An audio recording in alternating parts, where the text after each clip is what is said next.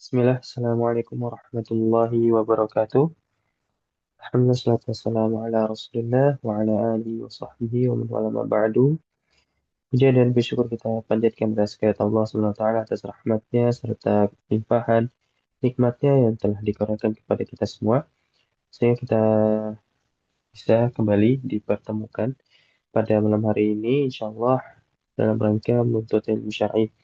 Salam serta salam tak lupa kita aturkan kepada junjungan kita, suri tauladan kita baginda Nabiullah Muhammad sallallahu alaihi wasallam serta kepada keluarga beliau, kepada istri-istri beliau, kepada tiga generasi terbaik, kepada para sahabat, tabi'in, tabi'ut tabi'in, serta kepada umat-umatnya yang selalu mengikuti jejak hingga akhir hayat. Baik jemaah kajian Bumi Kumaji yang semoga dirahmati Allah. Insya Allah pada malam hari ini kita akan kembali melanjutkan kajian rutin kita yang akan membahas kitab Jami' Ulum wal Hikam, dan yang mana kita telah masuk ke hadis 18 pembahasan ke-13 insyaallah dengan tema tentang takwa dan akhlak mulia. Kajian kita pada malam hari ini akan bersama beliau, guru kita Ustaz Faizal Mistah, SHMPDI, Hafizullah Ta'ala. Baik, Alhamdulillah Ustaz saya bergabung di tengah-tengah kita pada malam hari ini.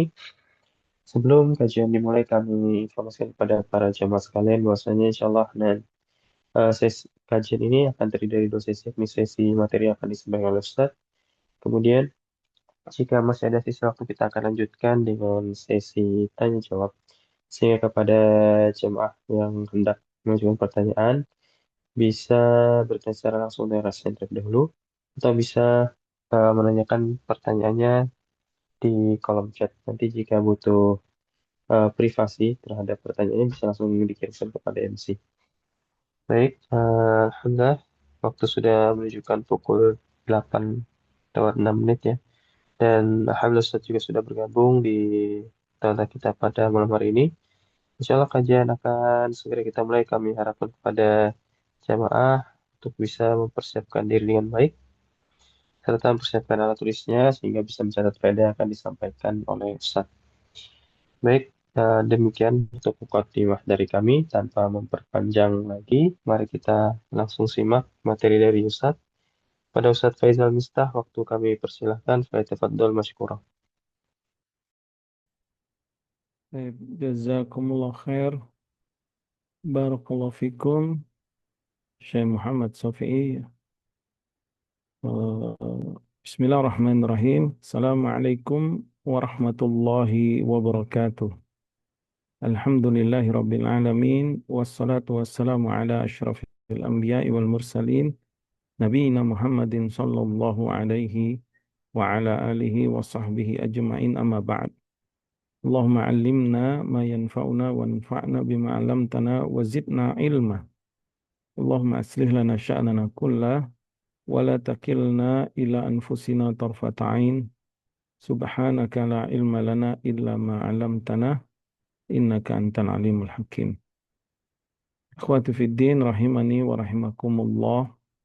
Insyaallah kita akan melanjutkan pembacaan kitab Jami'ul Ulum wal Hikam yang ditulis oleh Syekh Al-Hafidz Abdul Farad Abdurrahman ibn Ahmad ibn Abdurrahman Asy-Syahiru bin Rajab Al-Baghdadi Al-Hambali rahimahumullah ta'ala, yang terkenal dengan Ibnu Rajab rahimahullah ta'ala, yang wafat pada tahun 1795 Hijriah, abad ke-8 Hijriah. Dan dia termasuk ulama besar di zamannya, ahli hadis, ahli fikih, dan juga ulama yang produktif yang menulis kitab-kitab ya, ilmiah yang berkaitan dengan agama Allah, yang berlandaskan Al-Quran dan Sunnah, yang mengikuti asar para salafus saleh, sehingga membaca karya-karya beliau memberikan banyak manfaat bagi kita, terutama manfaat ilmu, yang dengan ilmu tersebut bisa menambahkan keimanan dan juga bisa menambahkan motivasi kita untuk beramal soleh dan juga meninggalkan larangan-larangan Allah sesuai dengan apa yang Allah syariatkan, begitu juga sesuai dengan apa yang Nabi Sallallahu Alaihi Wasallam sunnahkan dalam kehidupan beragama beliau Sallallahu Alaihi Wasallam, dan mengikuti pemahaman-pemahaman yang lurus berdasarkan pemahaman para salafus saleh, generasi terbaik dari umat ini, para sahabat, para tabi'in, dan juga atba'ut tabi'in, serta imam-imam yang mengikuti mereka. Naam, tafadhal, Syekh Muhammad, bacakan hadisnya, hadis ke-18. Kita masih pada hadis ke-18. Nah, Baik, Ustaz. An Abi Zarin Jundub bin Junadah wa Abi Abdurrahmani Mu'az bin Jabal radhiyallahu anhuma an Rasulillah sallallahu alaihi wasallam qala ittaqillaha haitsuma kunta wa atbi'is sayyi'atal hasanata tamhuha wa khaliqin nasa bi khuluqin hasanin رواه الترمذي وقال حديث حسن وفي بعد النصح Hasanun Sahihun dari Abu Zar Jundub bin Junadah dan Abu Abdurrahman Muaz bin Jabal radhiyallahu anhuma dari Rasulullah sallallahu alaihi wasallam beliau bersabda, bertakwalah kepada Allah di mana saja engkau berada dan ikutilah perbuatan buruk dengan perbuatan baik. Niscaya perbuatan baik itu akan menghapuskannya dan berakhlaklah dengan manusia dan akhlak yang baik.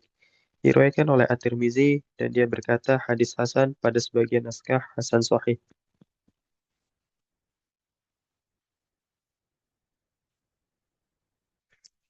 Afwan Ustaz masih mute. naam, jazakallah khair. Kita masih masuk pada hadis ke-18, yaitu hadis Abu Zar dan juga hadis Mu'adz bin Jabal radhiyallahu taala anhuma yang diriwayatkan Imam Tirmizi. Nabi SAW bersabda, ittaqillaha haitsuma kunta. Bertakwalah engkau di mana saja engkau berada. Kalimat bertakwalah engkau kepada Allah di mana saja kamu berada sudah kita jelaskan. Bertakwalah kepada Allah, perintah wasiat dari Rasulullah SAW.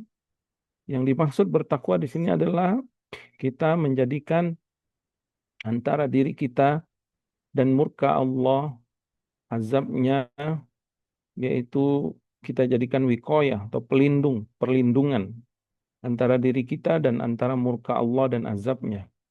Agar jangan sampai kita terkena murka dan azabnya, maka kita bertakwa. Yang dimaksud perlindungan di sini dengan melaksanakan perintah-perintahnya dan menjauhi larangan-larangannya. Hai kunta, di mana saja engkau berada, maksudnya adalah dimanapun dan apapun keadaan kita.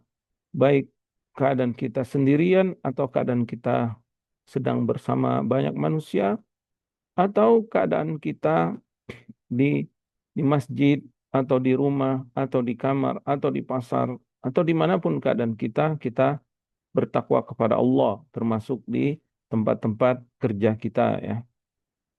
Dan wasiat takwa adalah wasiat Allah, wasiat Rasulnya, dan juga wasiat para salafus saleh. Kemudian, wa'adbi sayyi'atal hasanah tamhuha, dan ikutilah perbuatan buruk yang pernah kita lakukan dengan melaksanakan perbuatan baik. Tamhuha.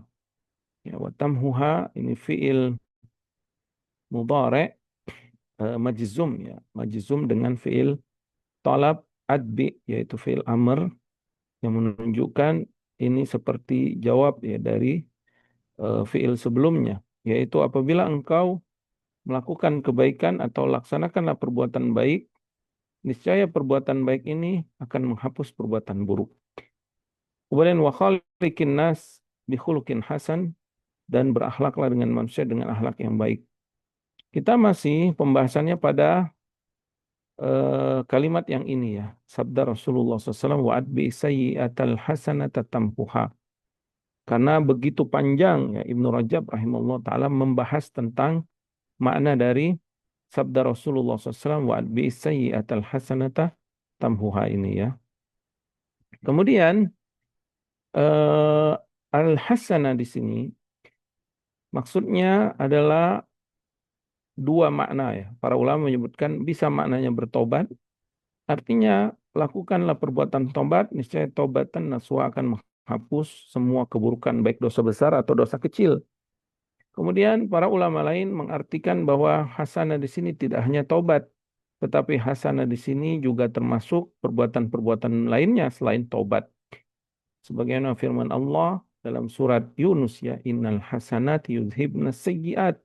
Sesungguhnya perbuatan-perbuatan baik tersebut itu bisa menghapus dosa-dosa. Wal hasanat dalam ayat tersebut adalah salat. Dan sudah kita sebutkan ya, di antara kebaikan-kebaikan yang bisa menghapus dosa-dosa itu adalah wudhu, salat, termasuk puasa, termasuk berzakat, bersedekah, berinfak, dan termasuk berzikir kepada Allah Subhanahu wa taala dan dalil-dalil yang lainnya yang menunjukkan bahwa amalan-amalan soleh bisa melebur atau menghapus dosa-dosa. Akan tetapi para ulama khilaf tentang sayyi'ah di sini. Apakah dia dosa kecil atau dosa besar? Mencakup semua dosa. Maksudnya apakah amalan-amalan soleh ini bisa menghapus semua dosa, baik besar atau yang kecil, atau hanya menghapus dosa yang kecil saja? Ada dua pendapat. Ya, pendapat yang pertama mengatakan bahwa keburukan yang dihapus dengan kebaikan-kebaikan adalah dosa-dosa kecil saja. Adapun dosa besar wajib harus taubat dan nasuha.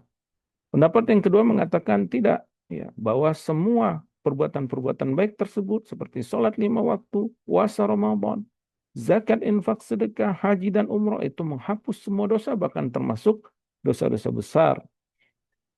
Akan tetapi Ibnu Rajab rahimahullah taala membawakan dalil-dalil yang menguatkan pendapat yang pertama, bahwasanya kebaikan-kebaikan, kewajiban-kewajiban itu hanya menghapus dosa-dosa kecil saja secara otomatisnya. Adapun dosa-dosa besar tetap wajib harus bertobat dengan tobat dan nasuha.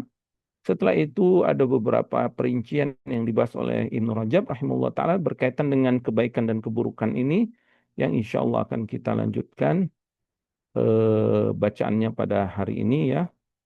Bismillahi ta'ala. Taib. Sebelum kita lanjutkan, kita akan membacakan sedikit rangkuman atau ringkasan pada pembacaan kita pertemuan-pertemuan yang lalu ya.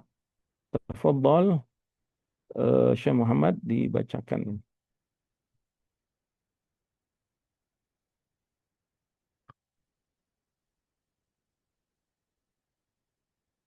Nah, mungkin dari sini. Nah, dari sini. Ibnu Rajab menguatkan pendapat Imam Fadl Syekh Muhammad.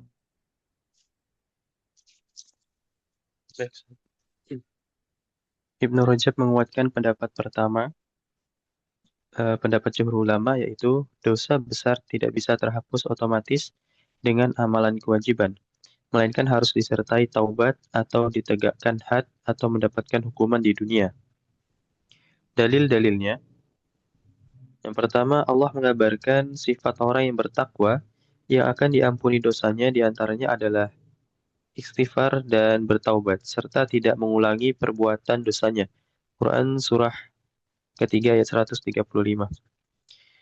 Yang kedua, hadis Ubadah bin Samit radhiyallahu anhu, dia berkata, langsung artinya Ustaz? Nah, langsung artinya.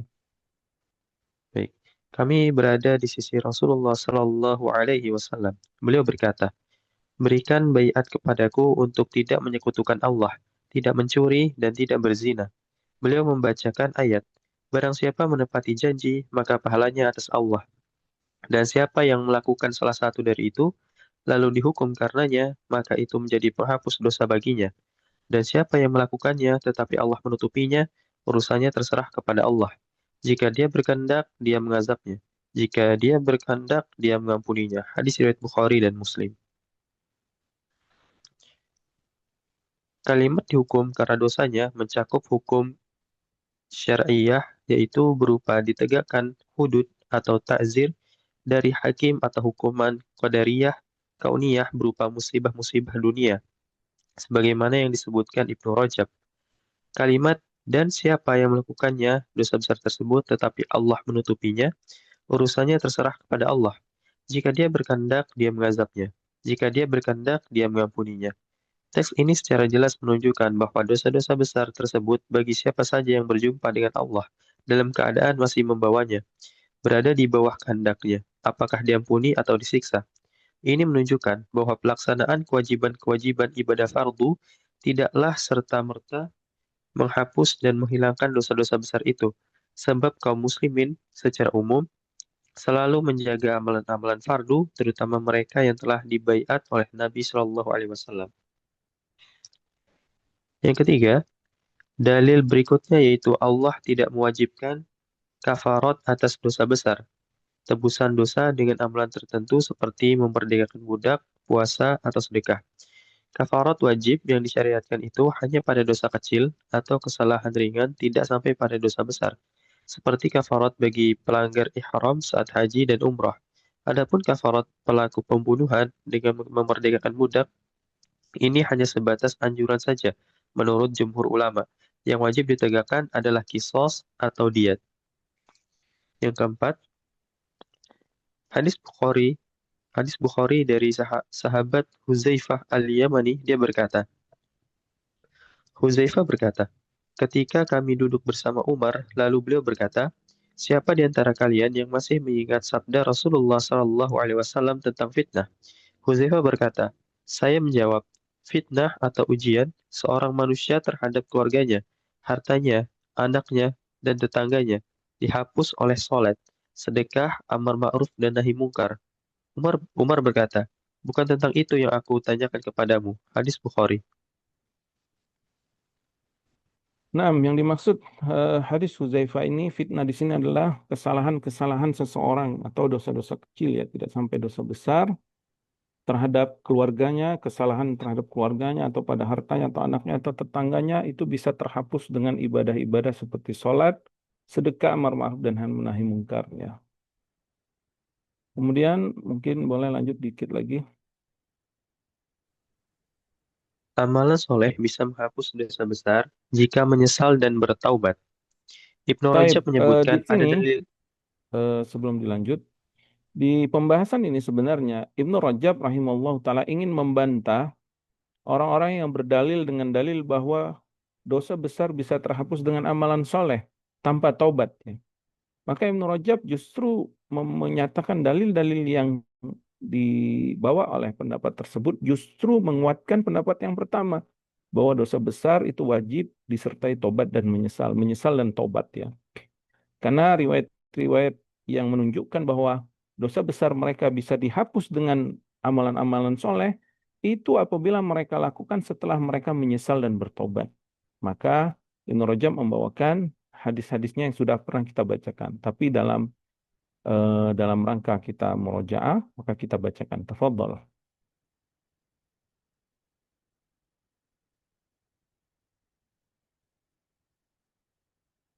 Nah, tafadhol dibacakan. Ibnu Rajab menyebutkan ada dalil-dalil yang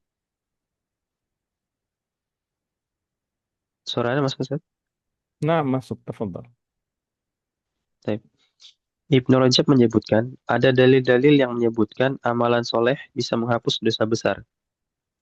Tetapi Ibnu Rajab menyebutkan dengan syarat bertaubat dan menyesal.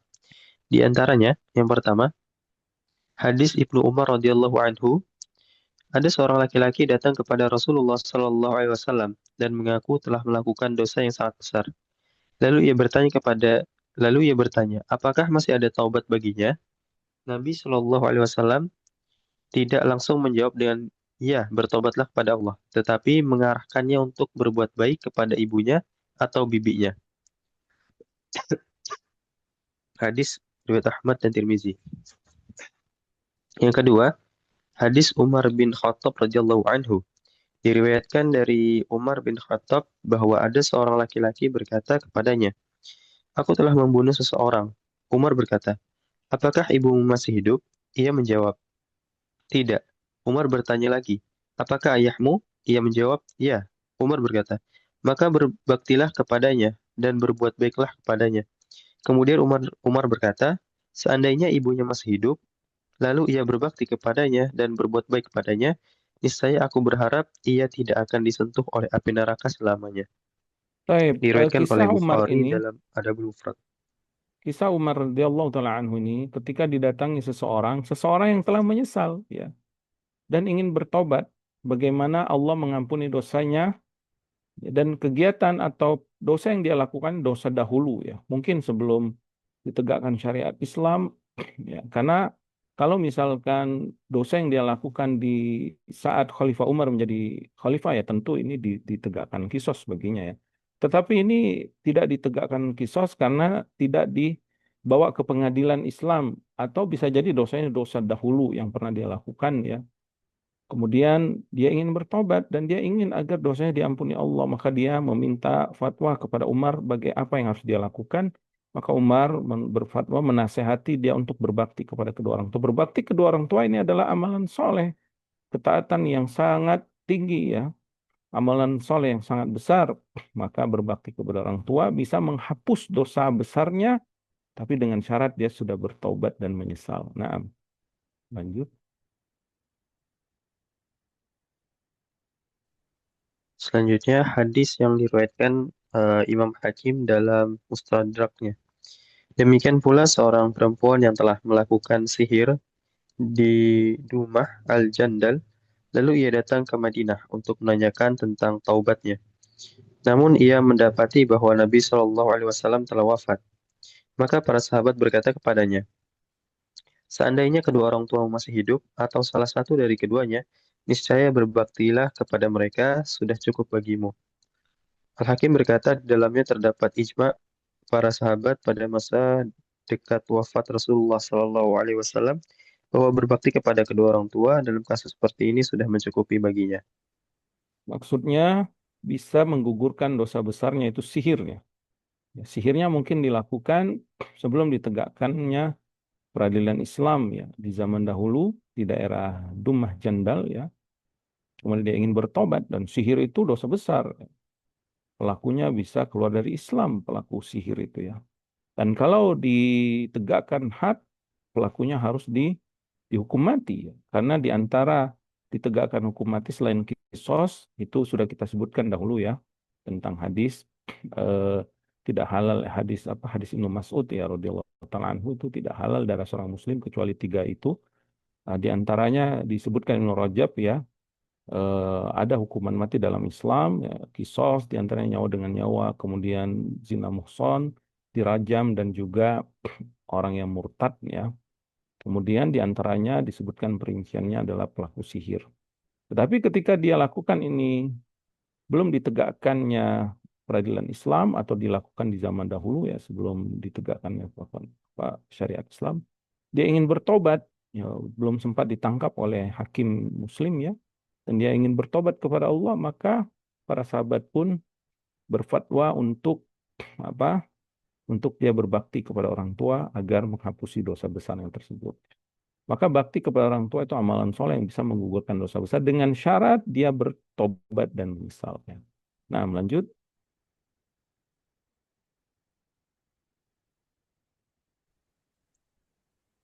Baik. Eh, Oh, Ibnu Mansur. Afwan. Nah, Baik. Hadis yang diriwayatkan Abu Nuaim dalam kitab Hilyah dari sahabat Abu Darda radhiyallahu anhu, ia berkata bahwa ketika Abu Musa al-Asy'ari menghadapi kematian, ia berkata, "Wahai anak-anakku, ingatlah kisah pemilik roti." Ia berkata, ada seorang laki-laki yang beribadah di sebuah tempat ibadah, Sauma'ah, menurutku selama 70 tahun, lalu setan menampakkan bayangan seorang perempuan di matanya. Maka ia pun berbuat dosa atau berbuat dosa zina bersamanya selama 7 hari 7 malam.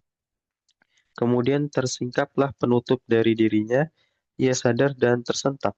Lalu ia keluar dalam keadaan bertaubat. Kemudian disebutkan bahwa ia bermalam bersama orang-orang miskin, lalu diberikan sedekah kepada mereka berupa roti, sebuah roti untuk setiap orang. Ia pun diberi sepotong roti, namun orang yang biasanya diberi roti itu kehilangan bagiannya. Ketika diketahui bahwa roti itu diberikan kepadanya, ia pun memberikan roti itu kembali kepada orang tersebut. Lalu pada pagi harinya ia ditemukan telah meninggal. Kemudian ditimbanglah amalnya. 70 tahun ibadah dibandingkan dengan 7 malam dosa zina, maka malam-malam itu lebih berat dalam timbangan dosa. Lalu ditimbanglah roti itu dengan dosa 7 malam, maka roti itu lebih berat dalam timbangan kebaikan.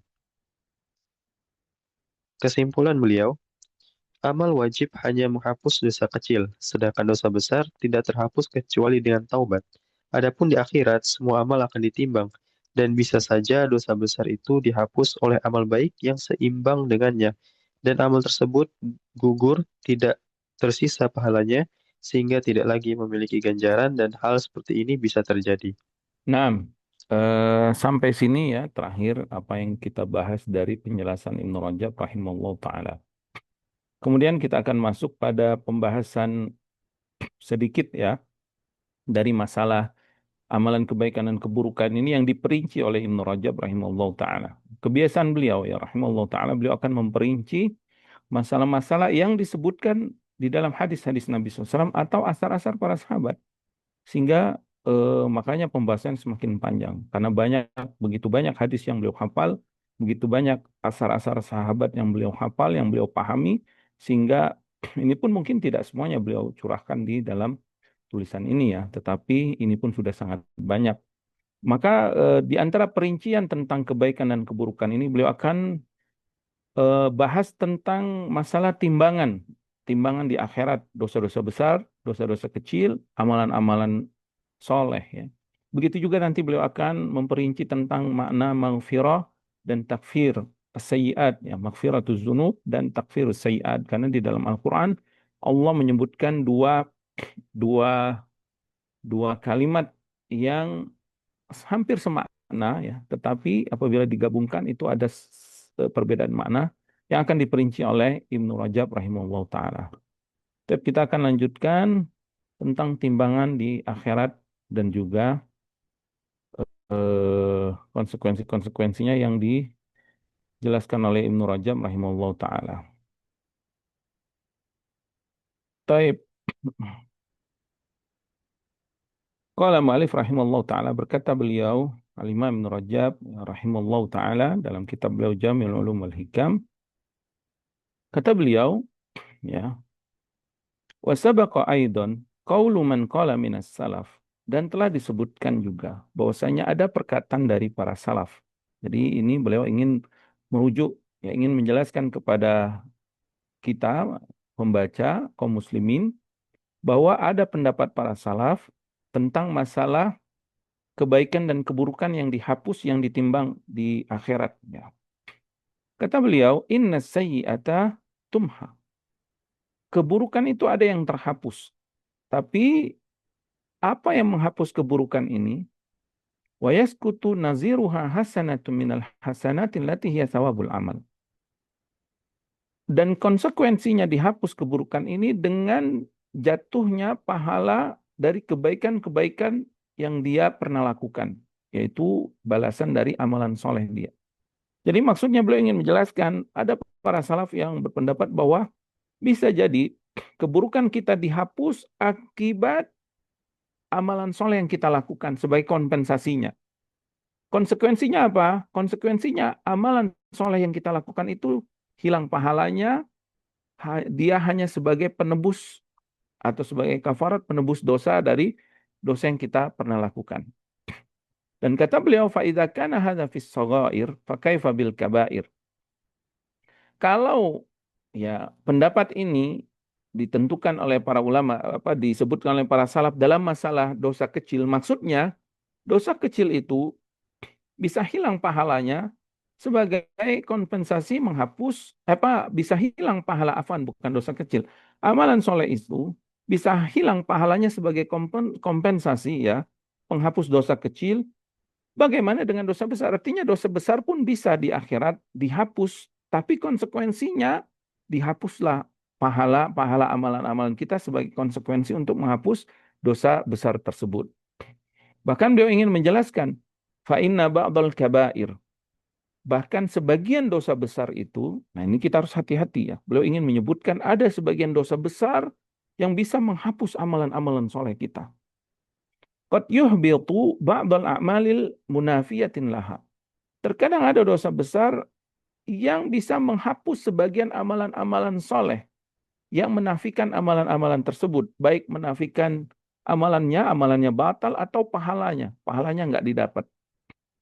Beliau memberikan contoh kama yubtilul mannu wal azza sadaqah. Sebagaimana al-mannu itu menyebut-nyebut sedekah, ya, riya, wal ada dan menyakiti orang yang kita berikan sedekah. Misal kita bersedekah kepada orang, lalu kita sebut-sebut, kamu itu kan saya udah kasih kamu ini, kasih ini, kasih ini. Kemudian kita menyakiti dia, maka bisa jadi ya, perbuatan kita menyebut-nyebut sedekah tersebut, perbuatan kita menyakiti orang yang kita berikan sedekah tersebut, itu menghapus amalan sedekah kita. Ya. Begitu juga kata beliau, waktu betilul muamalati riba al-jihad. Bahkan amalan soleh, jihad fisabilillah, amalan yang agung, amalan yang besar. Itu pahalanya bisa terhapus dengan sebab muamalah ribawi ya. Dengan sebab riba. Ya. Kalau amalan soleh yang besar seperti jihad bisa terhapus dengan riba, bagaimana dengan amalan yang lainnya? Sebagaimana pendapat Aisyah radhiyallahu taala anha yang dikeluarkan Imam Daruqutni, Imam Baihaqi dari Abi Ishaq As-Sabi'i, an imra'atihi dari Abi Ishaq dan dari istrinya, annaha dakhalat ala Aisyah radhiyallahu taala anha, bahwasanya istri Ishaq, Abi Ishaq ya As-Sabi'i, istrinya pernah mendatangi Aisyah dalam rangka menuntut ilmu ya, dalam rangka ingin mendengar sabda Rasulullah SAW. Fadakhalat ma'aha ummu walad Zaid ibn Arqam al-Ansari radhiyallahu taala anhu wa imra'atu ukhra. Kemudian masuk bersama istri Abi Ishaq wanita yang lain. Di antaranya adalah Ummu Walad Zaid, yaitu budak perempuan Zaid yang melahirkan anaknya Zaid ya. Dia budak perempuannya Zaid bin Arqam, seorang sahabat Al-Ansari radhiyallahu taala anhu, dan juga masuk bersamanya wanita yang lain. Jadi para salaf dahulu ya, mereka mendatangi Aisyah, perempuan-perempuan tersebut menuntut ilmu, ingin mendengarkan hadis dari hadis Rasulullah SAW melalui jalur Aisyah radhiyallahu taala anha, karena Aisyah termasuk sahabiah muhaddisin ya, termasuk sumber utama dalam meriwayatkan hadis dari Rasulullah SAW dan termasuk sahabat wanita di kalangan para sahabat yang banyak meriwayatkan hadis Rasulullah SAW. Kemudian, faqalat Ummu Walad Zaid ibn Arqam, budak perempuan Zaid bin Arqam pun bertanya kepada Aisyah radhiyallahu taala anha, "Ya Ummul Mukminin, wahai ibu-ibu, wahai ibu orang-orang yang beriman." Ummul Mukminin adalah gelar istri-istri Rasulullah SAW. Mengapa mereka digelari Ummul Mukminin? Karena setelah Rasulullah SAW wafat, kaum muslimin tidak boleh menikahi janda Rasulullah SAW karena itu mereka disebut Ummul Mukminin ya, radhiyallahu taala anhu, radhiyallahu taala anha ya. Ibu orang beriman artinya ibu kan mahram, nggak boleh dinikahin abadan selama-lamanya. Kemudian kata budak Zaid ini, budak perempuan Zaid, ini bi'tu gulaman min Zaid ibn Arqam bisamanu mi'ah dirham nasi'atan. Aku pernah menjual seorang budak atau menjual seorang budak kepada Zaid dengan harga 800 dirham nasi'atan, secara nasi'ah. Nasi'ah itu terhutang ya. Secara hutang. Jadi beliau menjual 800 dirham budak secara hutang. Wa ini tuhu. Kemudian selanjutnya aku beli lagi budak yang aku jual itu bisittu mi'a dirham nakdan, dengan 600 dirham kontan. Dan ini benar-benar ainur riba ya. Riba pada jual beli ya. Riba pada jual beli. Jadi sebenarnya seperti hila, itu sebenarnya seperti apa? Seperti meminjamkan uang dengan bunga ya. Maka Aisyah radhiyallahu taala anha pun mengatakan bi'sa mashtaraita wa bi'sa masyaraiti. Sungguh amat buruk ya penjualan yang kau lakukan dan amat buruk pembelian yang kau lakukan. Maksudnya jual belimu itu sangat buruk karena itu adalah riba. Inna jihadahu ma'a Rasulillah SAW qad batala illa an yatuba. Kemudian kata Aisyah radhiyallahu taala anha, sungguh amalan jihadnya Zaid dahulu bersama Rasulullah SAW bisa jadi batal pahalanya disebabkan perbuatan ribanya ini. Kecuali kalau dia bertobat kepada Allah Subhanahu wa taala. Al-lafdzu lid-Darqutni, artinya hadis ini lafaznya milik Imam Darqutni dalam kitab beliau. Taib, di sini Aisyah radhiyallahu taala anha berpendapat bahwa riba itu bisa menggugurkan pahala jihad. Maka dinukilkan oleh Ibnu Rajab rahimahullah taala untuk memberikan pemahaman kepada kita bahwa dosa besar ini bisa menggugurkan pahala-pahala kebaikan, dan bisa jadi dosa besar ini bisa menggugurkan kebaikan itu sendiri ya. Jangankan pahala ya, bahkan kebaikan itu bisa jadi batal akibat dosa besar. Wa qala Huzaifah al-Yamani radhiyallahu ta'ala anhu, qadful muhsanati yahdimu amala mi'ati sana.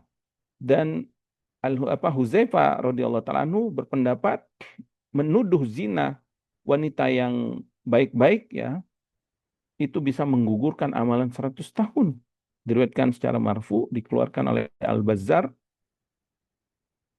tetapi eh, disebutkan di sini ya tahkiknya bahwa ini mauquf ya, ini adalah pendapat Huzaifah radhiyallahu taala anhu. Kama yubtilu tarka salatil asri al-amal. Sebagaimana juga kata Ibnu Rajab rahimahullah taala, orang yang melakukan dosa meninggalkan sholat asar itu bisa menghapus amalan dia. Para ulama berpendapat bahwa satu hari amalan dia bisa terhapus dengan meninggalkan satu sholat saja, sholat asar. Ya. Sebagaimana hadis Buraidah ya, dari sahabat Buraidah radhiyallahu taala anhu, dia berkata Rasulullah sallallahu alaihi wasallam bersabda, "Man taraka salatal asri, barang siapa yang meninggalkan salat asar, faqad habita amalahu." Sungguh telah terhapus amalnya. Dan hadis ini hadis yang diriwayatkan Imam Ahmad, Imam Bukhari, Ibnu Majah dan yang lainnya ya.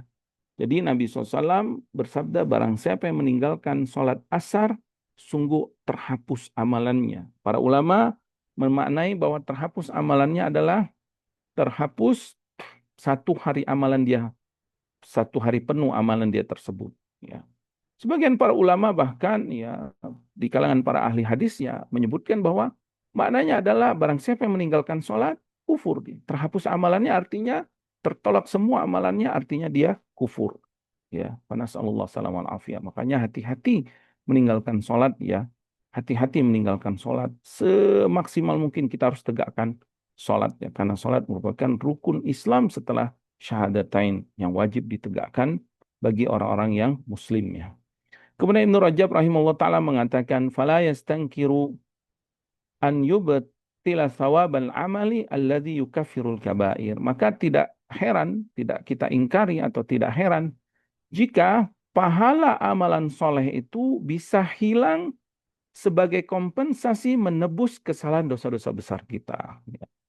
Jadi sini beliau ingin menjelaskan bahwa terkadang mungkin terjadi dosa besar itu bisa dihapusi dengan amalan soleh, tapi ada konsekuensinya.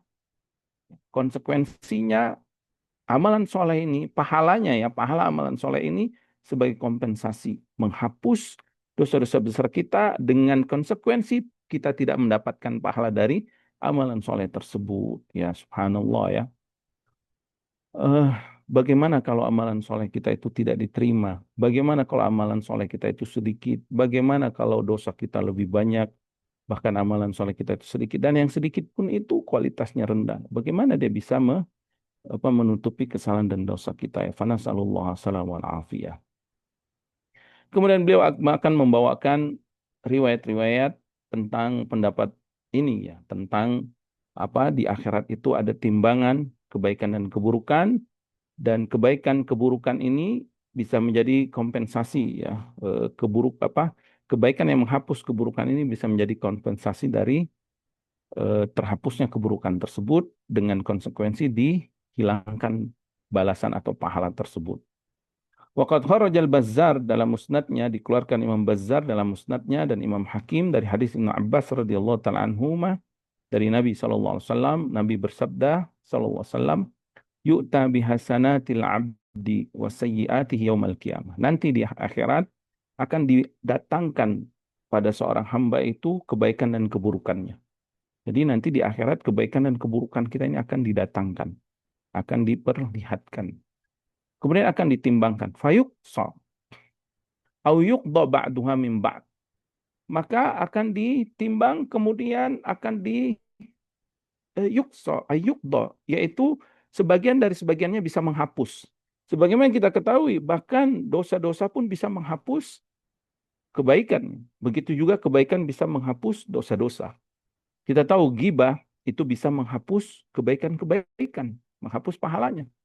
Begitu juga amalan-amalan soleh tadi bisa menghapus dosa-dosa. Ya.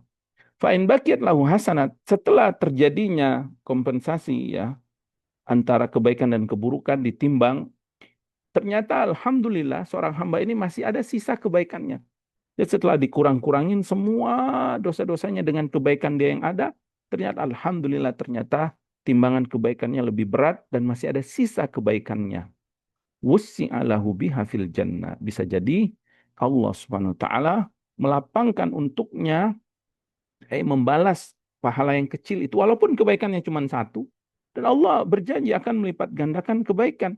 Allah berjanji akan menyempurnakan pembalasan amalan-amalan soleh kita di akhirat. Walaupun sedikit kebaikannya tadi, maka Allah balas dengan berlipat ganda sehingga bisa menyebabkannya masuk ke dalam surganya Allah Subhanahu wa taala ya, dengan rahmat Allah yang maha luas, ampunan Allah yang maha luas, dan juga Allah Subhanahu wa taala Karim ya, yang maha baik kepada hamba-hambanya tersebut. Nah, ini hadis yang diriwayatkan Al-Bazzar dan juga Imam Hakim. Kemudian beliau juga membawakan dikeluarkan oleh Ibnu Abi Hatim dari hadis Ibnu Luhai'ah atau Lahai'ah ya. Dia berkata, qala haddatsani Atha ibn Dinar. Berkata kepadaku atau menceritakan kepadaku Atha ibn Dinar rahimallah. An Sa'id ibn Jubair, dan dari Sa'id ibn Jubair rahimallahu taala, seorang Sa'id ibn Jubair ya, kibar tabi'in ya. Di dalam sabda atau firman Allah, di dalam firman Allah Subhanahu wa taala. Jadi Sa'id bin Jubair ingin menjelaskan tentang tafsir makna ayat ini, surat Zalzalah ayat 7.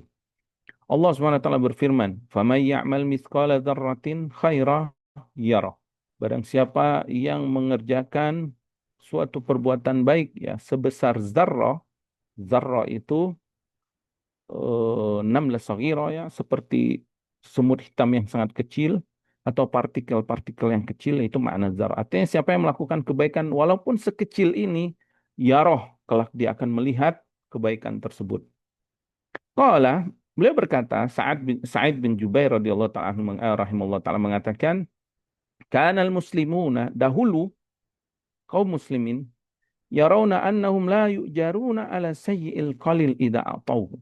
Mereka memandang bahwa mereka tidak akan diberikan pahala pada amalan-amalan yang kecil kalau mereka memberikan sedekah atau ya sedekah yang kecil gitu. Jadi mereka menganggap kalau dia sedekah kecil, misalkan satu kurma atau sedekah kecil lah, kita ngasih orang air aqua segelas misalkan ya, atau sedekah yang kecil, dahulu kaum muslimin memandang ini nggak akan diberikan pahala oleh Allah Subhanahu wa taala.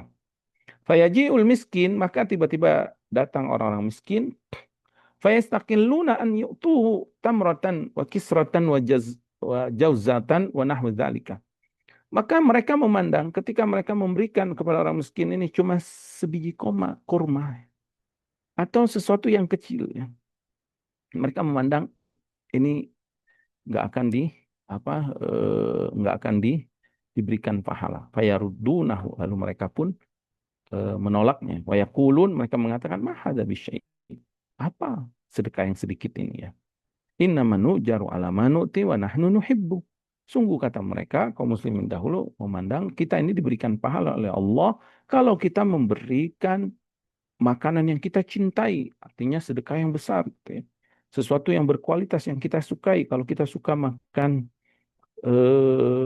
misalkan nasi nasi Padang lah anggap ya, yang harganya mahal gitu ya. Si Padang di mana? Di sederhana, yang nggak sederhana itu, atau di pagi sore, atau makanan mewah yang lainnya lah ya, di restoran-restoran yang mewah seperti steak misalkan, wagyu gitu ya, daging wagyu itu kan mahal, atau yang lainnya. Nah, kita harusnya sedekah dengan sedekah itu supaya kita dapat pahala. Wa kana akharuna, adapun yang lainnya, yarawna annahum la yulamuna ala dzambi al-yasir. Dan sebagian mereka memandang bahwasanya mereka tidak akan diazab, tidak akan dicela atas dosa-dosa yang ringan, seperti dusta yang sedikit, atau nazara melihat apa yang bukan mahramnya yang ya yang ringan lah, nggak sampai besar gitu, atau ghibah yang sedikit atau yang lainnya ya, bukan sampai pada yang dosa besar ya. Mereka berpendapat innama wa'adallahu an-nar 'alal kabair. Sungguh Allah hanya mengancam neraka atas orang-orang pelaku dosa besar. Faraghabahumullahu fil qalil minal khairi an ya'maluhu. Maka turunlah surat Zalzalah ini. Allah pun memotivasi mereka untuk melakukan amalan soleh walaupun sedikit agar mereka beramal. Fa innahu yushiku an yaksur. Karena bisa jadi pahala yang sedikit ini Allah lipat gandakan sehingga banyak balasannya, sehingga menjadi besar di sisi Allah. Wa hadzarahumul yasira minasyarri, dan Allah memperingatkan mereka untuk menjauhi dosa-dosa walaupun itu dosa yang ringan. Fa innahu yushiku an yaktur. Bisa jadi dosa yang ringan ini menggelinding, menggelinding, menggelinding seperti bola salju menjadi besar di sisi Allah Subhanahu wa taala. Maka turunlah surat Al-Zalzalah, fanazalat faman ya'mal mithqala dzarrah. Barang siapa yang beramal sekecil dzarrah, waznu asgharin namal, itu seperti semut yang paling kecil ya, khairan, perbuatan sekecil zarrah tadi, kebaikan, yaroh, maka dia akan melihatnya. Maksudnya dia akan melihat di catatan amalannya, yakni fi kitabihi, wa yasurruhu dzalika, dan ternyata itu membahagiakan dia. Walaupun amalan kecil ternyata dicatat oleh Allah Subhanahu wa taala sebagai amalan soleh, lalu dihitung ya dan ditimbang nanti di akhirat, itu pun dia akan berbahagia. Subhanallah. Qala, dia berkata, yuktab likulli birrin wa fajirin bikullin sayyi'atin sayyi'atan wahidah. Akan dicatat setiap perbuatan baik dan juga setiap perbuatan buruk ya, dosa. Setiap keburukan dicatat dengan satu keburukan. Wa bikulli hasanah, tetapi setiap kebaikan, satu kebaikan asyara hasanat. Allah tetapkan balas menjadi 10 kebaikan. Fa'idha kana yaumul qiyamah, maka apabila datang pada hari kiamat kelak, do'afallahu hasanatil mu'min. Maka Allah akan melipat gandakan sebesar-besarnya kebaikan-kebaikan orang-orang beriman. Aidan bikulli wahidin asyara, yaitu setiap satu kebaikan dengan 10 lipat gandaannya. Fayamhu anhu bikulli hasanah asyara sayiat. Dan satu hasanah ini ya, kata Said Ibn Jubair ya rahimahullah taala, satu kebaikan akan menghapus 10 keburukan. Faman zadat hasanatuhu ala sayyiatihi mithqala dzarrah dakhalal jannah. Barang siapa yang di akhirat kelak kebaikannya itu bertambah, barang siapa yang di akhirat ada satu kebaikan ya, walaupun kebaikannya sebesar zarrah, maka kebaikan ini akan menyebabkan dia masuk ke dalam surga. Naam. Kemudian berkata Ibnu Rajab rahimahullah taala, wa dhahir hadza annahu taqaul maqasatu bainal hasanati was sayyiat. Maka riwayat-riwayat yang disebutkan tadi, ya yang disebutkan Ibnu Rajab rahimahullah taala tadi, menunjukkan, kata beliau, bahwasanya di akhirat akan ada timbangan antara kebaikan dan keburukan. Kemudian akan terjadi kompensasi antara kebaikan dan keburukan tersebut. Tsumma tasqutul hasanatul muqabilatin sayyi'at.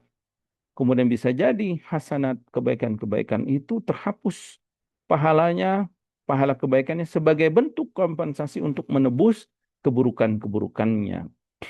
Wa yunzar ila ma yafdulu minha ba'dal maqasa. Kemudian setelah itu, setelah terjadi penghapusan antara kebaikan dan keburukan, dilihat mana yang tersisa ya. Wahada, apabila kebaikannya tersisa maka dia masuk ke dalam surganya Allah. Tapi apabila ada keburukan yang tersisa, maka masyiatillah, maka ini dibawa kehendak Allah. Jika Allah menghendaki dengan rahmat dan ampunannya Allah ampuni, jika Allah kehendaki Allah mengazab dia dengan sebab keburukan-keburukan yang masih tersisa tersebut. Fanasallallahu salam wal afiyah. Kemudian beliau mengatakan wahada yuwafaqu qaula man qala, dan pendapat ini sesuai dengan pendapat yang mengatakan bi anna man rajahat hasanatuhu ala sayyiatihi bi hasanatin wahidatin usiba bitilkal hasanati khassah. Jadi ada yang berpendapat bahwa apabila kebaikannya itu lebih berat daripada keburukannya, setelah ditimbang, walaupun kebaikannya hanya satu kebaikan, bahkan hanya sebesar zarrah tadi kecil, maka akan dibalas oleh Allah kebaikan yang kecil tersebut secara khusus, dan ini bisa menyebabkan dia masuk ke dalam surganya Allah. Wa saqata baqiya hasanatu fi muqabalati sayyiati, dan sisa kebaikan yang banyak dia itu dihapus dengan sebab menghapus dosa-dosa keburukan-keburukan dia, ya, untuk mengurangi dosa-dosa dia atau bahkan menutup dosa-dosanya, maka ditutup dengan kebaikan-kebaikan dia. Sisa hanya satu kebaikan, dan satu kebaikan ini bisa menyebabkan dia masuk ke dalam surganya Allah Subhanahu wa taala. Khilafan liman qala, dan ini berbeda ya. Ada yang berpendapat yusabu bil jami' wa tasqutu sayyi'atuhu ka'annaha lam takun. Dan ada yang berpendapat bahwasanya tetap dia akan dibalas semua kebaikan dia, dan dosa-dosa dia tadi terhapus seakan-akan nggak punya dosa. Ya. Jadi ada yang berpendapat bahwa apabila ditimbang nih kebaikan dan keburukan, anggaplah misalkan dosa-dosanya, dosa-dosa besarnya ya sampai 99. Kemudian kebaikan-kebaikan dia itu ada 100 misalkan di sisi Allah. Nah, 99 kebaikan dia ini mengalahkan atau menghapus dosa-dosa besar dia. Sehingga sisa satu kebaikan. Nah, pendapat yang pertama tadi mengatakan hanya dibalas satu ini. Ataupun yang 99 terhapus pahalanya sebagai kompensasi menghapus 99 kesalahannya tadi. Nah, pendapat yang kedua ini mengatakan tidak. 99 ini bisa menghapus dosa seakan-akan dia nggak berdosa. Dan 99 kebaikan ini tetap dihitung oleh Allah Subhanahu wa taala. Pahalanya tetap dibalas oleh Allah Subhanahu wa taala pahalanya, ya. Jadi wahada fil kabair ini berkaitan dengan dosa-dosa besar. Jadi hak kompensasi antara kebaikan dan keburukan itu, keburukan di sini adalah dosa-dosa besar. Kemudian amas saghair, kemudian beliau ingin menjelaskan adapun dosa-dosa kecil, fa innahu qad tumha bil a'mali salihah ma'a baqa'i thawabiha. Maka dosa-dosa kecil dia otomatis terhapus dengan amalan soleh. Ini sudah disebutkan sebenarnya di awal ya. Disertai dengan pahalanya tetap kekal. Jadi kalau kita melakukan amal soleh, yang amal soleh ini bisa menjadi kompensasi menghapus dosa-dosa kecil kita, maka amalan soleh ini pahalanya tetap dibalas oleh Allah. Selain dia bisa menghapus dosa-dosa kecil, dia juga pahalanya dibalas oleh Allah Subhanahu wa taala. Sebagaimana sabda Rasulullah sallallahu alaihi wasallam, ala adullukum ala ma yamhullaha ala ma yamhullahu bihil khataya. Mau tidak aku kabarkan kepada kalian apa yang bisa menghapus dosa-dosa kesalahan kalian, yaitu apa yang Allah bisa dengan amalan tersebut Allah menghapus dosa-dosa kalian, wa yarfa'u bihi darajat, dan amalan itu bisa meninggikan derajat kalian. Kata Nabi SAW, isbaghul wudu'i alal makari. Sempurnakan wudhu kita walaupun di kondisi yang tidak menyenangkan, seperti di musim dingin. Di Madinah ini ya, kalau sedang musim dingin, subhanallah, sampai 10 derajat, bahkan sampai 9 derajat, kadang dingin banget. Itu airnya kalau kita nggak punya Syahin itu yang pemanas di kamar mandi, dingin banget. Nah, kalau kita tetap menyempurnakan wudhu walaupun kita tidak menyenang, begitu juga musim panas. Sampai 50 derajat terkadang airnya panas banget karena kan tandon airnya itu jadi panas ya. Pas kita wudhu itu panas banget kayak air dipanasin gitu. Nah, itu kan nggak senang kita. Tapi kalau kita tetap menyempurnakan wudhu saat kondisi yang tidak menyenangkan, kemudian wa kasratul khuta ilal masajid, bagi laki-laki banyak langkahnya menuju masjid, wa intidharu kas-shalah ba'da shalah, dan bagi laki-laki atau perempuan ya, dia suka menunggu sholat dari satu sholat ke sholat yang lain, maka ini bisa menghapusi dosa-dosa kecil, dan ini bisa meninggikan derajat. Ya.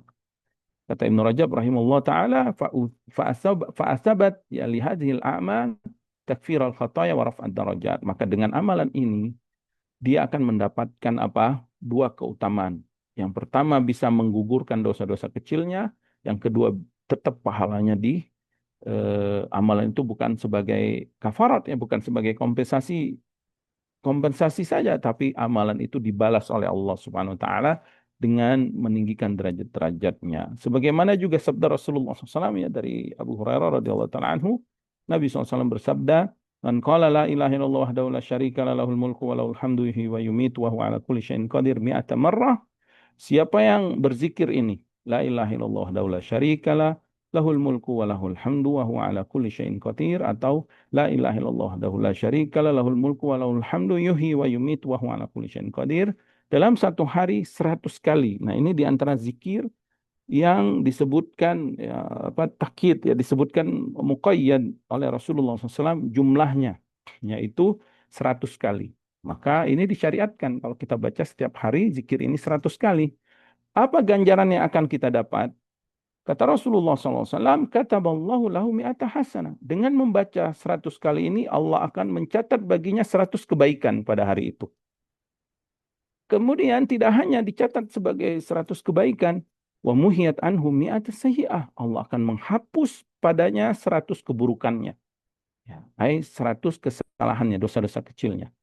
Ya, maka di sini jelas ya bahwa amalan soleh ya, ini bisa menggugurkan 100 zikir ini la ilaha illallah wahdahu la syarikalah ini bisa menggugurkan 100 kesalahan kita, 100 dosa kecil ya.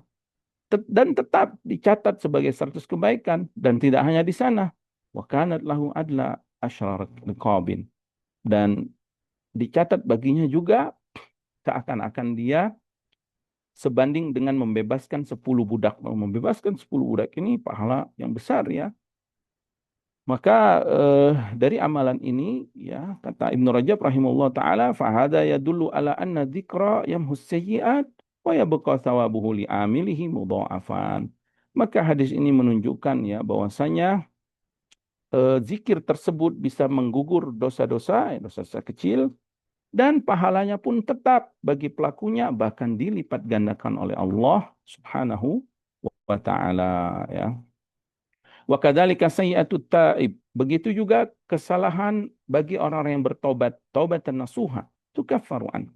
Orang yang bertobat dengan taubatan nasuha sebagaimana pendapat di awal yang kita sebutkan, wa atbi sayyi'atal hasanata tamhuha, makna hasanah di situ adalah taubat kan. Taubat itu akan menggugurkan seluruh dosa, seluruh dosa. Tidak hanya dosa kecil. Kalau dia taubatan nasuha, bahkan dosa besarnya pun digugurkan, ya, dihapus oleh Allah Subhanahu wa taala. Wa tabqa lahu hasanatuhu, dan Allah ya Allah mengkekalkan pahala bagi amalan solehnya. Ya, jadi amalan soleh bertobat ini amalan yang besar, dibalas oleh Allah. Jadi taubat ini ada dua keutamaan. Keutamaan yang pertama menggugurkan semua dosa kita. Yang kedua amalan solehnya tidak menjadi kompensasi untuk menggugurkan dosa. Tapi amalan soleh itu bahkan selain dia menggugurkan dosa, dia juga bisa dibalas oleh Allah Subhanahu wa taala. Sebagaimana firman Allah Subhanahu wa taala dalam surah Ahqaf, hatta idza balagha asyuddahu balagha arba'ina sanah, sehingga orang tersebut sampai padanya usia 40 tahun dia berdoa, Rabbi auzi'ni an ashkura ni'mataka allati an'amta 'alayya wa 'ala walidayya. Ya Allah, berikan petunjuk kepadaku agar aku semakin bersyukur atas nikmat yang Kau berikan, yang telah Engkau berikan kepadaku dan juga kepada kedua orang tuaku. Ya, ini adalah doa dan zikir bagi orang yang sudah sampai 40 tahun agar mengingat-ingat nikmat Allah dan meminta petunjuk agar semakin bersyukur kepada Allah. Wa an amala salihan tardahu, dan agar Allah menunjukkan, memberikan taufik amal dia semakin beramalan soleh yang Allah ridhoi. Wa aslih li fi dzurriyyati, dan perbaikilah bagiku pada keturunan-keturunanku. Ini tubtu ilaika wa inni minal muslimin. Aku bertobat kepadamu ya Allah dan aku berserah diri kepadamu. Aku orang yang muslim yang berserah diri kepadamu. Kemudian ulaika, Allah mengabarkan ulaika, mereka inilah ya yang sudah usia 40 tahun bersyukur, beramal soleh, bertobat, menyerahkan diri kepada Allah. Mereka lah alladzina nataqabbalu anhum ahsana ma'amilu. Orang yang Allah terima amalan-amalan yang terbaiknya, wa natajawazu an sayyi'atihim fi ashabil jannah. Dan Allah SWT pun tajawuz an sayyi'atihim, menggugurkan, memaafkan kesalahan-kesalahannya. Dia berada dia berada bersama penghuni-penghuni surga. Wa'ada sidqi, janji yang benar dari Allah. alladzi kanu yu'adun, yang telah Allah janjikan kepada mereka. Begitu juga firman Allah dalam surat Az-Zumar, walladzi jaa'a bisidqi wa saddaqa bihi ulaika humul muttaqun. Dan orang-orang yang datang dengan kebenaran dan membenarkan kebenaran, ya, yang mengamalkan kebenaran tersebut, mereka lah orang-orang yang bertakwa. Lahum ma yasha'una inda rabbihim, mereka akan mendapatkan apa yang mereka kehendaki di sisi Allah. Dzalika jazaul muhsinin, itulah balasan bagi orang yang berbuat ihsan. Liyukaffirallahu anhum aswa'alladzi amilu, agar Allah menghapus, ya, dosa-dosa yang paling buruk yang pernah mereka kerjakan. Nah, yang paling buruk artinya dosa besar, ya. Wa yajziyahum ajrahum, bahkan Allah selain menggugurkan dosa-dosa besar mereka, apalagi yang kecilnya, Allah membalas untuk mereka pahala bagi mereka bi ahsanil ladzi kanu ya'malun, dengan balasan yang lebih baik dari apa yang pernah mereka kerjakan. Az-Zumar 3335. Maka di sini kata Ibnu Rajab rahimahullah taala, falamma wasafa haula'i bittaqwa wal ihsan. Ketika Allah mensifatkan hamba ini dengan ketakwaan dan ihsan, dalla ala annahum laisu bimusarrina alla dzunub bal hum taibuna minha. Maka ini menunjukkan mereka orang yang tidak terus-menerus melakukan dosa. Artinya mereka pernah berdosa tapi mereka bertobat. Bal hum taibuna minha, bahkan mereka orang yang bertobat dari dosa tersebut. Dan firman Allah, liyukaffirallahu anhum aswa'alladzi amilu yadkhulu fil kabair. Allah menggugurkan dosa yang paling buruk yang pernah mereka kerjakan, masuk di dalam ayat ini bahwasanya dosa-dosa besar yang Allah gugurkan, yang Allah hapuskan. Li'annaha aswa'ul a'mal, karena dosa besar adalah amal yang paling buruk. Dan firman Allah, wa may yattaqillah yukaffir anhu sayyi'atihi wa yu'zim lahu ajrah, surat Talaq ayat 5. Barang siapa yang bertakwa kepada Allah, Allah akan ampuni kesalahan-kesalahannya, dan Allah akan memberikan pahala, mengagungkan, membesarkan pahala-pahala balasan baginya. Farattaba ala taqwa, maka hasil atau Allah memberikan pahala bagi orang bertakwa, al-mutadamminatu li fi'lil wajibat wa tarkil muharramat, takfiras sayyiati wa ta'zimul ajr. Di sini ya orang yang bertakwa yang mengerjakan kewajiban yang Allah wajibkan dan meninggalkan apa yang Allah haramkan, apa yang akan mereka dapatkan? Diampuni dosa, di apa, ta'zim al-ajr itu dilipat gandakan pahala untuk mereka. Wa akhbarallahu anil mu'minin al-mutafakkirina fi khalqis samawati wal ard annahum qalu, dan Allah mengabarkan tentang orang-orang beriman yang berfikir tentang ciptaan Allah.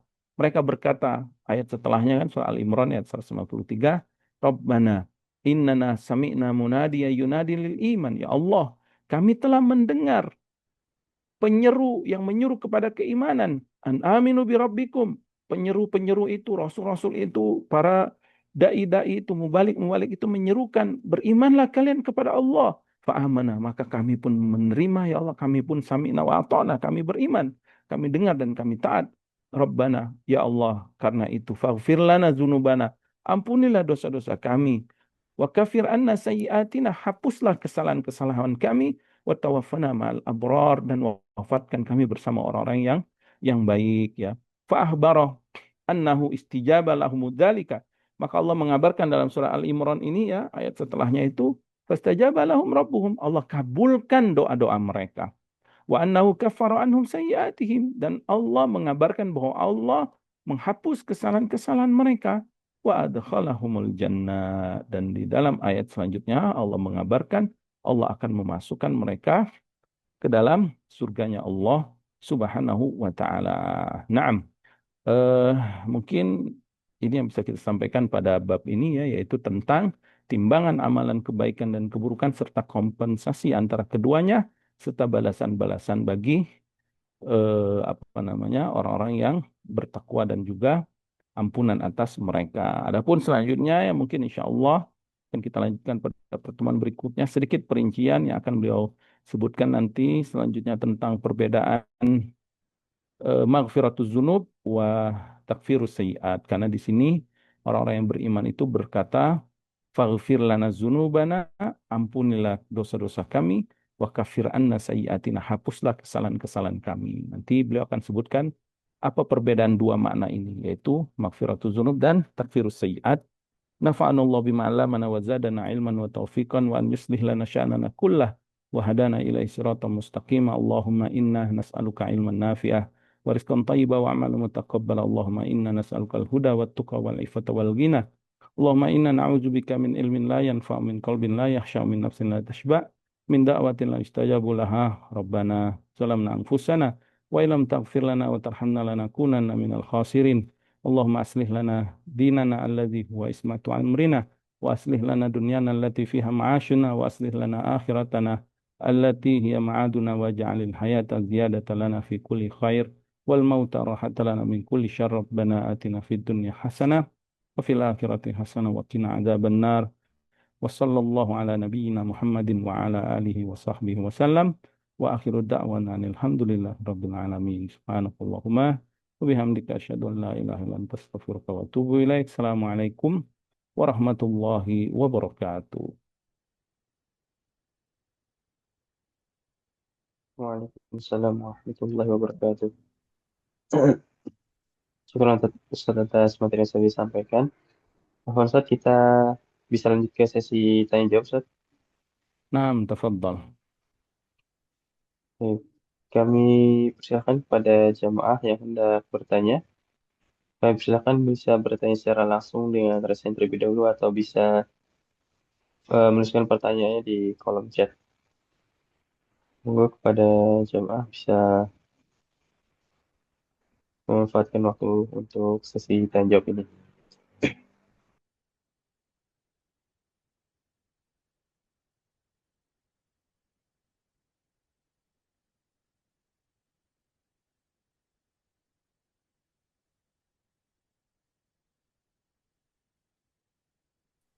Baik, ada yang resen kami persilahkan kepada Bapak Yuliadi untuk bertanya kepada Ustaz.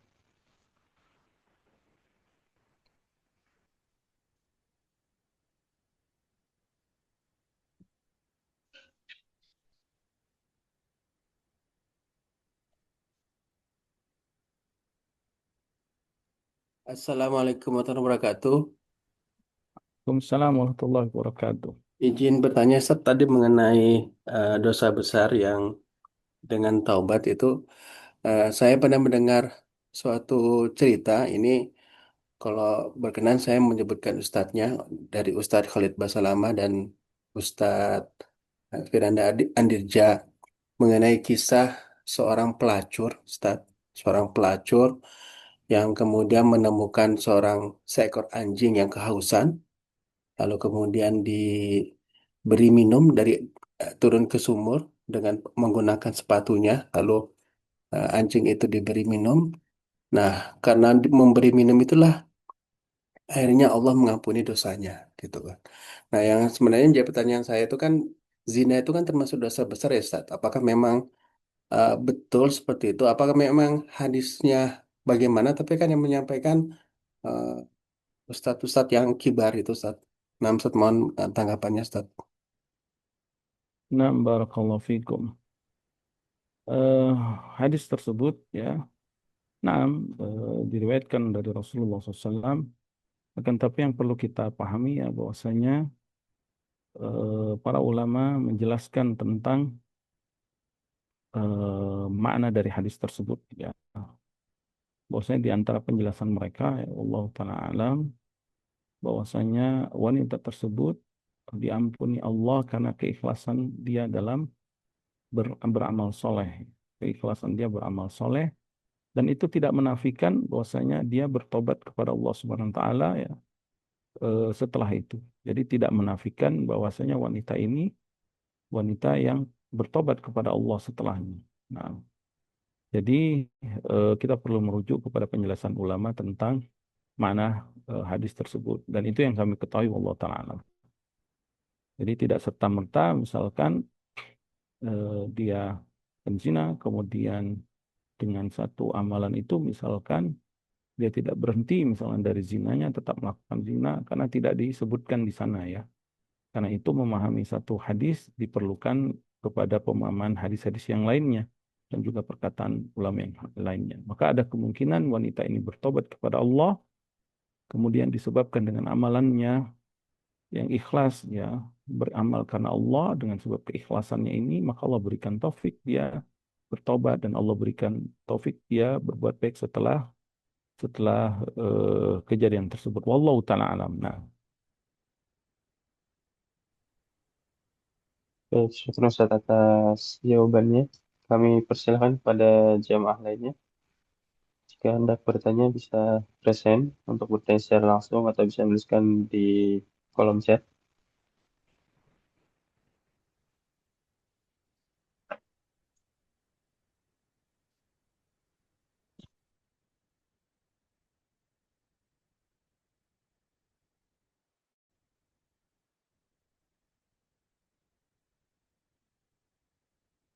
Nah, jika tidak ada kita tutup Fadl Syekh Ahmad karena maghrib di sini lumayan cepat sekarang ya, 5:30. Baik, Barakallahu baik, fikum. Ustaz. Sallallahu ala nabiyina Muhammad wa ala alihi Assalamualaikum. wasallam. Assalamualaikum warahmatullahi wabarakatuh. Waalaikumsalam. Syukran wa jazakumullah khairan pada Ustadz Faizal Mista atas materi yang sudah disampaikan pada malam hari ini serta jawaban dari pertanyaan yang diajukan oleh jamaah. Kami juga ucapkan jazakumullah khairan pada jamaah yang sudah dapat hadir di kajian kita pada malam hari ini. Semoga apa yang sudah Ustaz sampaikan tadi bisa menambahkan iman dan takwa kita kepada Allah serta bisa menambahkan khazanah keilmuan kita sehingga bisa kita faedah-faedahnya bisa kita amalkan dalam kehidupan sehari-hari dan bisa kita bagikan kepada orang di sekitar kita. Baik, mari kita tutup kajian kita pada kesempatan kali ini dengan doa kafaratul majelis.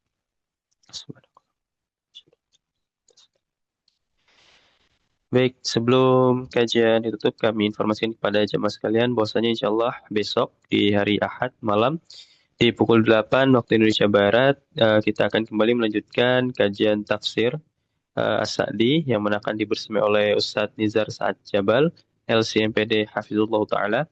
Oleh karena itu kami mengajak kepada jamaah untuk hadir di kajian esok hari dan juga ikut membagikan informasi kajian tersebut seluas-luasnya kepada keluarga maupun rekan-rekan daripada jamaah. Baik, demikian untuk informasi dari kami. Kami pamit undur diri. Mohon maaf jika terdapat kekurangan dalam penyelenggaraan kajian pada malam hari ini. Wassalamualaikum warahmatullahi wabarakatuh. Kami persilakan kepada jemaah berdalih dari meeting. Barakallahu fikum.